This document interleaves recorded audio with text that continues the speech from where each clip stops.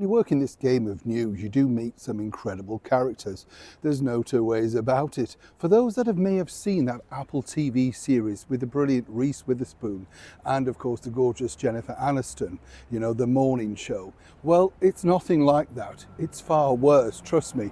The dividum, the sort of backstabbing, everything that goes on does make, you see, because I'm a giggler, as everybody knows, just makes me smile because obviously, these people just want to be on TV.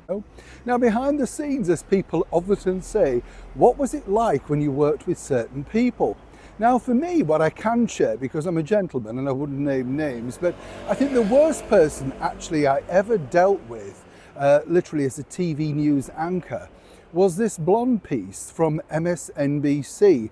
I won't name her, but incredibly rude, right? Sits next to a fella called Joe, who just winced and couldn't believe how incredibly rude she was.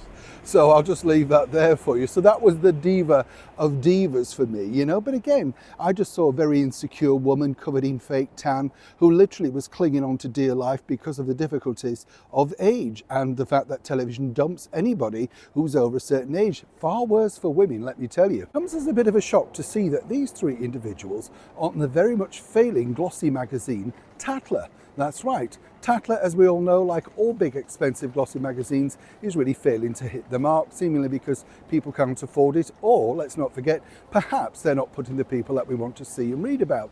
The baffling thing about this is it features three election divas, and I use that term loosely, right? These are the three people that are going to be anchoring the US election over here in the United Kingdom. Kay Burley, the aforementioned Emily Maitlis, and of course Michelle Hussein, all had very lengthy careers, incredibly well-paid careers. But of course, even though they're known as such, their shows are not exactly that popular. Kay Burley's breakfast show barely rates. Emily Maitlis' latest outing about a scandal with Prince Andrew, that didn't do any ripples at all. Michelle Hussein continues to live in obscurity on now the little listened to BBC Radio 4. So what was the idea of putting these three people, allegedly on a failing level, on the front cover of a magazine that desperately needs readers? Well, everything you need to know, and it's a delicious piece, let me tell you, is literally there, because what you actually see is these journalists, and they like to call themselves that, always claim, of course, that the story's not about me. Oh, I'm irrelevant.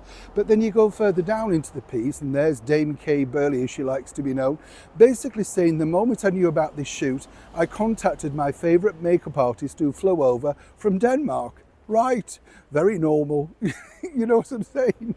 And the rest of it just goes on and on like that. Now, the reason why I highlight this is, people now, when they talk about newsreaders, in my day, I don't know if you remember this great guy, Richard Baker, a wonderful newsreader, Peter Woods, another great newsreader, Angela Rippon, Anna Ford, Sue Lawley. They didn't really cult the sort of limelight. Yes, Angela Rippon did dance, of course, alongside Morecambe and Wise, but that was a one-off thing. Everything else was really about the story. And what we're living now is these people who desperately want to be famous, and Emily Maitlis gets on my tube on occasions, literally looking round for attention in dark glasses and making sure everybody notices that she's there, and then proceeds to get very annoyed when people don't recognise her.